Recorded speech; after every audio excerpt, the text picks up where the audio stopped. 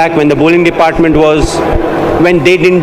আবারও cutter master Mostafizur রহমানকে চেন্নাই দলে নিতে চায় চেন্নাই দলের ক্যাপ্টেন মহেন্দ্র সিং ধোনি।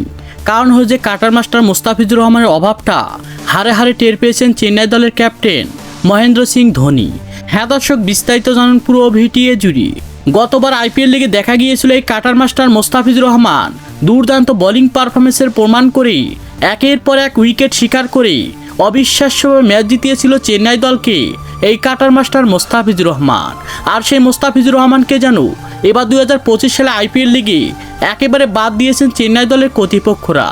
আর সে কারণে যেন একের পর এক ম্যাচ হেরে চলছে চেন্নাইয়ের মতো শক্তিশালী দল।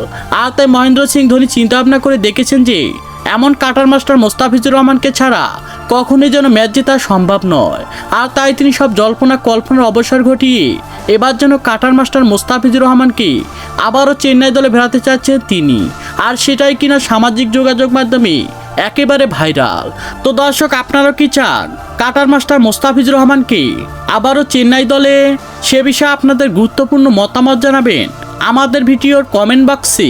ধন্যবাদ।